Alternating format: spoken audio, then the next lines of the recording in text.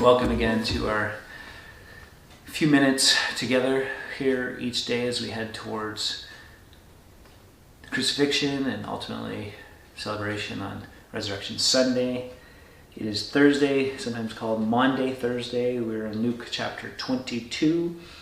Maundy is an Old English word meaning washing, and so it reminds us how Jesus lowered himself literally and figuratively to wash the disciples' feet. And then they're going to celebrate Passover, that remembrance that the Jews were commanded to have, to remember how God brought them out of slavery in Egypt, and how the night before they would take the lamb and kill the lamb and put the blood on the doorposts so that the angel of death would pass by. And all of this is foreshadowing what's coming very soon, that Jesus is going to be that lamb that is slain, and his blood is going to not just wipe away for 1 year our sins, but for all time, those that apply the blood to their lives by faith and believe. Thursday is a big day because they have this Passover meal together. It's likely they've had Passover together already, in the previous couple of years. If not, it's something they've been doing, as Jews. But this one is extra special. This is one where Jesus said, "I've earnestly," verse 15, "desired to eat this Passover with you before I suffer." So I'm looking forward to that one. I'm looking forward to this time. There's something about eating together that's holy and sacred. It brings us together. But to take Passover, or now that we have it, is called communion together with the bread and the cup. It's, as Jesus said, his body broken for you. Do this in remembrance of me. So that's why we have communion, because we're pausing to remember his broken body. And the cup is poured out for you as a new covenant in my blood. Everything changes with the cross. And though at that moment in time the disciples didn't understand, it's okay. God's grace is enough. Because as we look back and we read about that night, where the other Gospels talk about him washing their feet. And Peter's like, "No, I'm good, I'm clean." He's like, well, if you won't let me wash your feet, you have no part of me. "Well, wash all of me." He's like, "No, you're clean. You kind of just need a touch-up. You need a refresher." Like, "Oh, okay."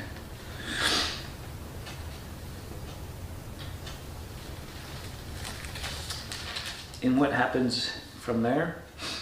Jesus knows it's time. He knows it's time for Jesus to go do his thing. But before that is going to happen, he's going to prayer. And it's not, "Lord, may I lay me down to sleep." It's not a quick little prayer for the meal. It's, "Father, if you're willing," verse 42, "remove this cup from me. Nevertheless, not my will, but yours be done." When he comes back, he finds the disciples sleeping.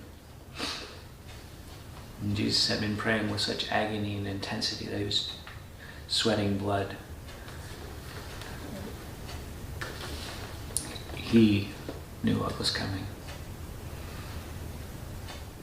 And maybe the disciples would have been a little more on target if they knew also. But maybe they were just human like us, and they got tired. Like, couldn't you...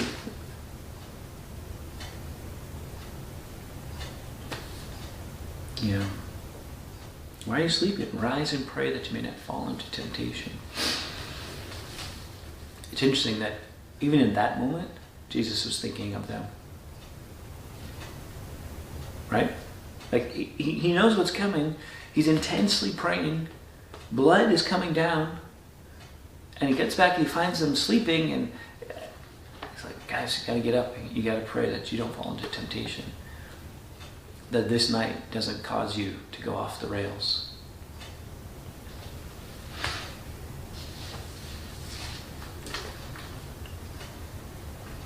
He gets betrayed.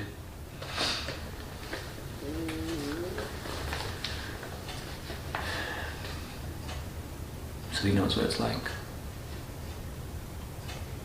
When friends ghost you, when friends leave you, when people close to you harm you, Jesus knows.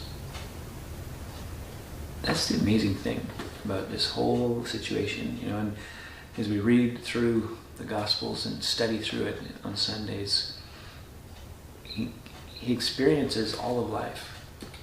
He knows what it's like to lose friends. He knows what it's like to see sickness happen and see people hungry, and for him to hunger and thirst and all of these things, because he becomes one of us so that he can go to the cross for us. Take some time to pray today. Call upon the Lord. Learn to take the Psalms and just meditate and think and pause, to really get intense about what's going on and be real.